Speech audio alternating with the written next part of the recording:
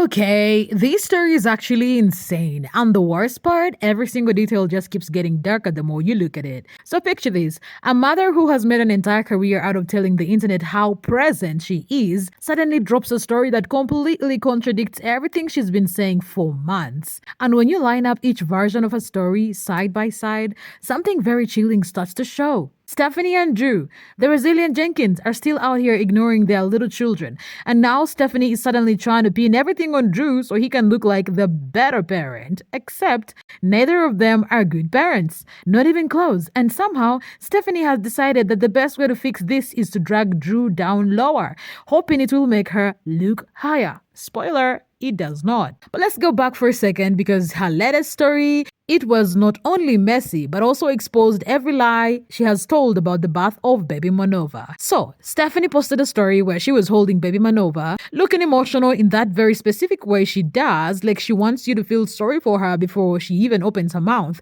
And then out of nowhere, she drops this brand new revision of events. And when I say revision, I mean she basically rewrote her entire birth story, like we all suddenly developed collective amnesia. She claims that when she delivered Manova, who by the way was literally born in the car just minutes away from the hospital, she actually wanted to stay in the hospital afterward.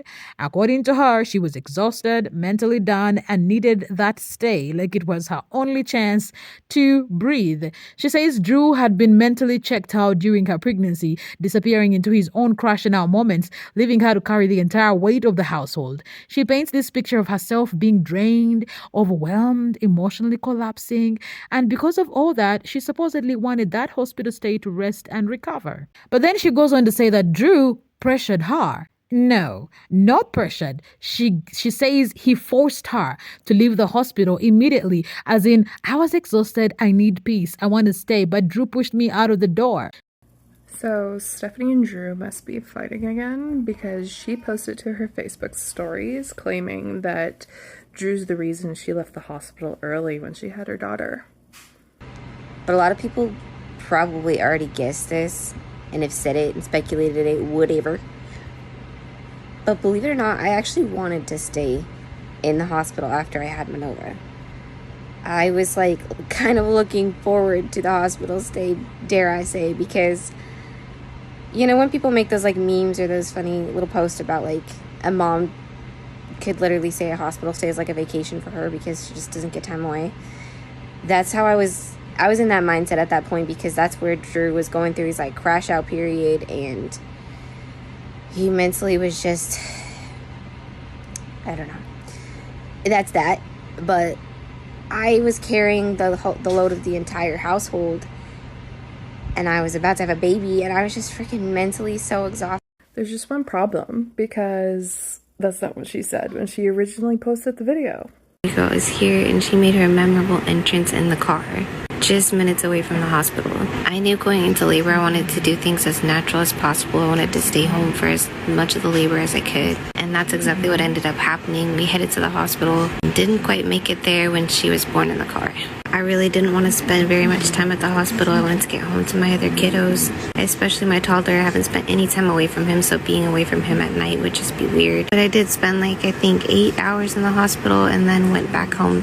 She said it like she had no choice at all, like she was some helpless passenger in her own childbirth experience. But you guys, this is where everything starts unraveling, because this is not what she said before, not even close. Originally, she told the whole internet something completely different. She proudly said she did not want to spend time at the hospital. She said she was desperate to get back home to her kids, especially her toddler, because she had never spent a night away from him. She made it sound like she was almost panicking at the idea of being away from him. She literally bragged, that she was only at the hospital for 8 hours before grabbing her things and rushing home the same night. So now we have two completely opposite stories. Version she used to say, she did not want to stay in the hospital. She wanted to go home. She missed her toddler. She hated hospitals. She left after 8 hours because she wanted to. Then the new version. She needed to stay. She was overwhelmed, but Drew forced her to leave. Which one is it? because she clearly forgot her own lies. She did not even try to make them line up. She just picked a new version and ran with it, hoping nobody remembered the original. And the part that makes it even worse, the baby was born in the car. A car birth means you absolutely need longer monitoring. Babies born outside of the sterile environments need extra observation, extra checks, extra everything. Complications can happen hours later, and she knows this. But she still said she rushed home because she did not want to be away from her toddler.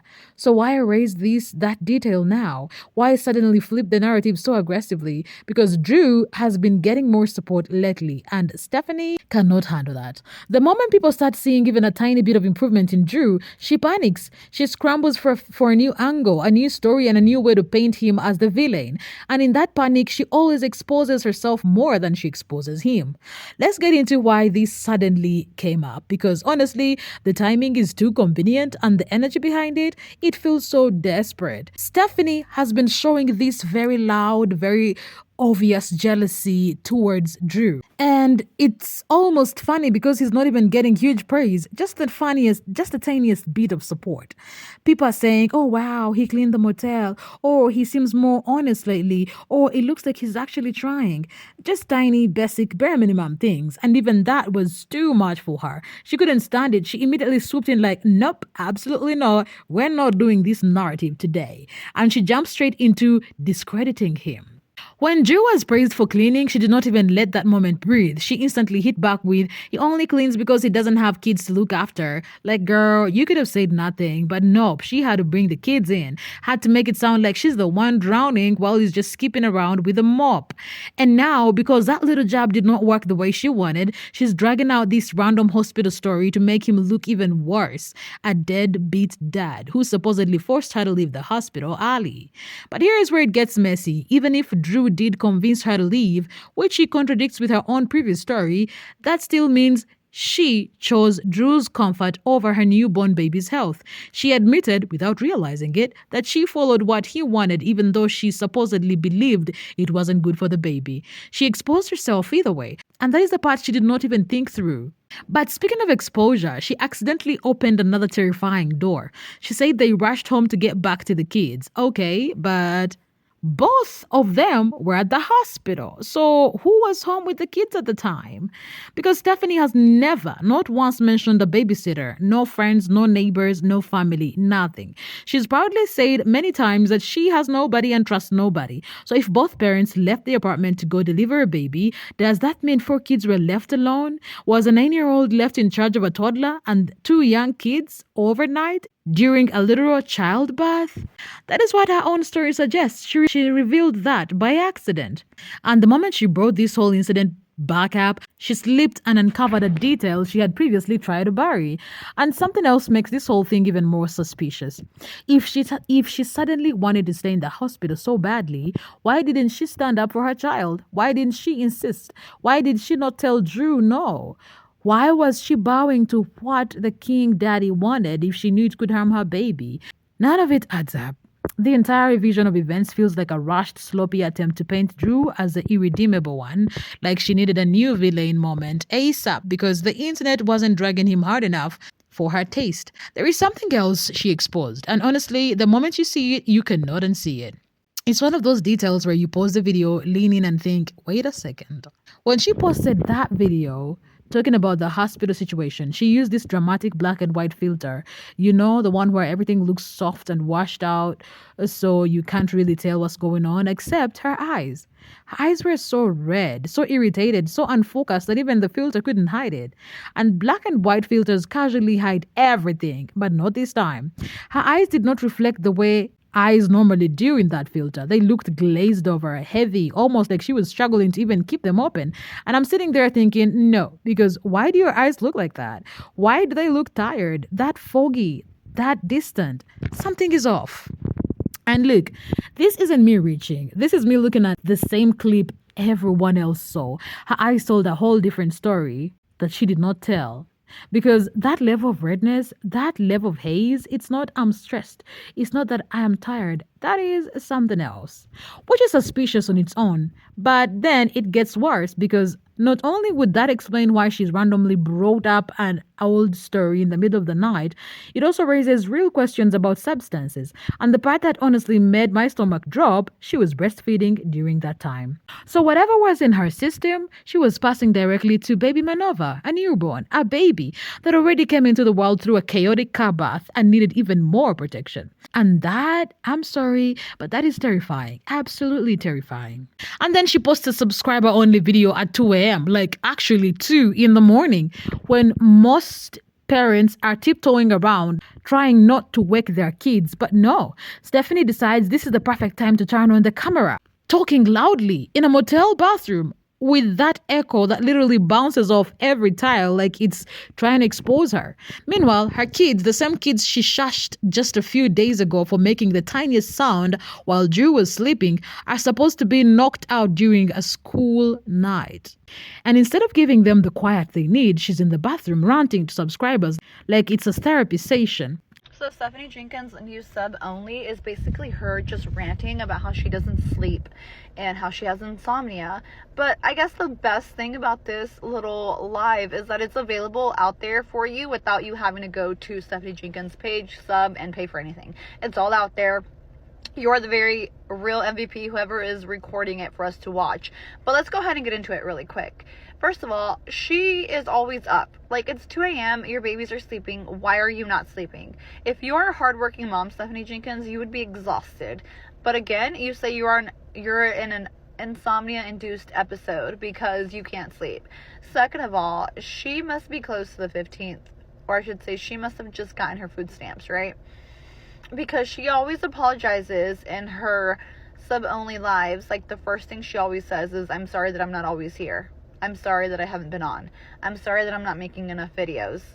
You're sorry, you're sorry, you're sorry. And you make them closer to the month or the middle of the month because you need money. But again, I digress. Let's also talk about how she's like, oh, I want to talk about Bubba and how Bubba's getting services apparently for his autism. What? I didn't know he was diagnosed and had all of that. But again, how can I know? If 1 minute Stephanie Jenkins is like, I don't want anybody to know that he has autism or just the progress of what's going on, and then like the next minute, literally 10 seconds later, she's talking about how she wants to keep us updated. Snip, snap, snip, snap. Like, make a decision. And she just keeps going. She talks about the motel living situation again, the same story she's been recycling, but somehow making it sound more tragic each time. She said she did not know how long it would last, that she was scared. People are calling her the grimy motel lady. Ideal living in like, because I'm worried about people calling me the grimy fucking motel lady. They're going to anyways. They're literally going to anyways. They're gonna say what they're gonna say. So I need to stop procrastinating. I just didn't know how long this motel situation was gonna last. Real quick, like, for all those people who make the bullshit, these comments about like, who she's doing, yo, this is the angle I get all the time. It's like the phone below me, and I have to look down, which makes my eye look like that. But like, I don't be looking like that when You're so insecure. And I'm sitting here like, now you're scared? Now? Because she wasn't scared when she chose to stay there. She wasn't scared when she spent money at random things instead of getting her kids out of that same one-room space. But suddenly at 2 a.m., the fear kicks in. She talks about how she procrastinates everything, how she has this insomnia-induced syndrome, how words, not mine, that keeps her awake at night. But also, the same person who constantly says she's too tired to post, too drained, too exhausted, that she needs to rest. So does she help? Does she sleep too much? Or is she up all night? Which one is it? Because the stories are not matching. The timelines are not matching. The energy is not matching. And honestly, this whole thing is chaos. It feels like watching someone spin in circles, trying to find a version of the story that makes them the victim.